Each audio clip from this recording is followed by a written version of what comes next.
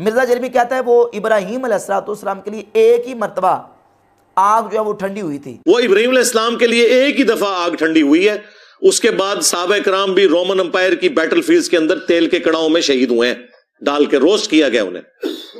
जबकि यही अबू मुस्लिम खुलानी रहमतुल्लाह अलैह इनका एक वाक़या और इनकी एक करामत किताबों के अंदर मौजूद है, जिनमें से हाफिज़ अबू नुएम अल अस्फ़हानी की किताब हिलियतुल औलिया की जिल्द नंबर 2 सफ़र नंबर 151 पे और अल बिदाया व निहाया की जिल्द नंबर 6 सफ़ा 298 और 299 पे और तारीख़ इब्न असाकिर की जिल्द नंबर 27 सफ़र नंबर 201 पे ये करामत मौजूद है।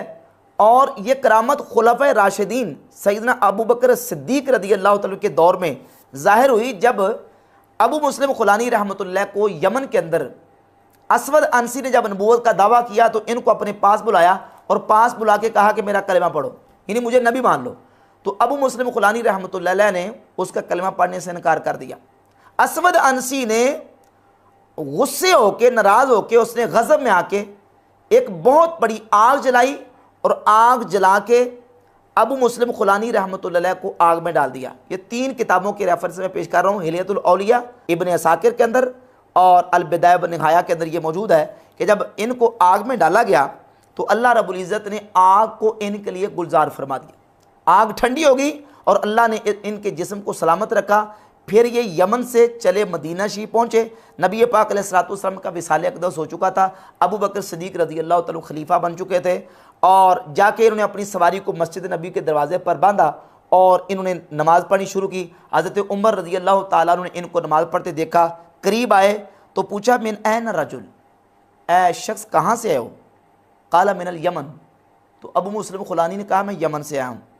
काला फमा फ़अला अदुव्वुल्लाहि बिसाहिबिना अल्लज़ी हर्रक़हु बिन्नार फलम तदुर्रहु, के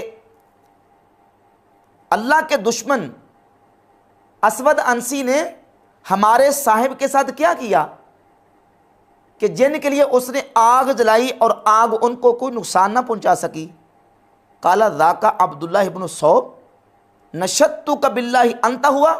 हज़रत उमर रज़ी अल्लाह तआला को जो अल्लाह रब्बुल इज़्ज़त ने फरासत अता फरमाई थी और अल्लाह रब्बुल इज़्ज़त ने जो उनको कश्फ अता फरमाया था उससे आपने देखा। कहा कि मैं अल्लाह की कसम दे के कहता हूँ तुम ही तो अब्दुल्ला बिन सौब अबू मुस्लिम खुलानी नहीं? काला अल्लाहुम्मा नअम, तो कहा कि हाँ मैं ही हूँ। फ़क़ब्बल मा बैन ऐनैहि, तो हज़रत उमर ने उनकी पेशानी पर उनकी दोनों आँखों के दरमियान बोसा दिया।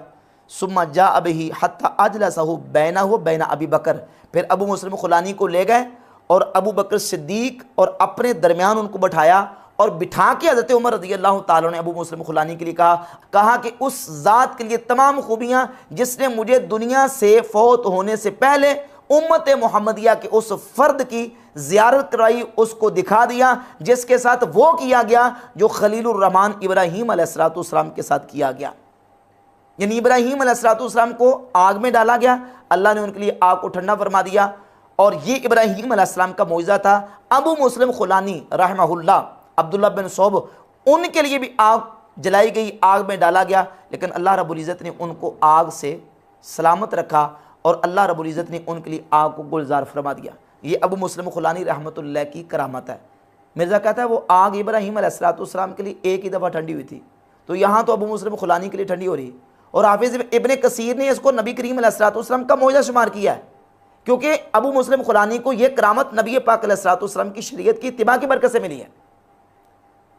सैयदना साद बिन वक़ास की करामत, सैयदना अला इब्न अल हज़रमी रज़ी अल्लाह अन्हु की करामत। अब ये जो अबू मुस्लिम खुलानी की करामत है, ये किसी सहाबी से इस तरह की सादर हुई नहीं हुई, उसका सबूत हमारे पास नहीं है, तो क्या हम इसका इनकार कर दें?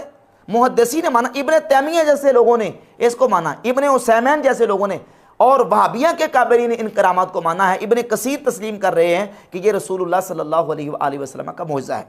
तो करामात के हवाले से जो क्राइटेरिया है वो ये कोई क्राइटेरिया नहीं है कि जो अफजल से साबित नहीं है वो मफजूल से साबित नहीं हो सकती।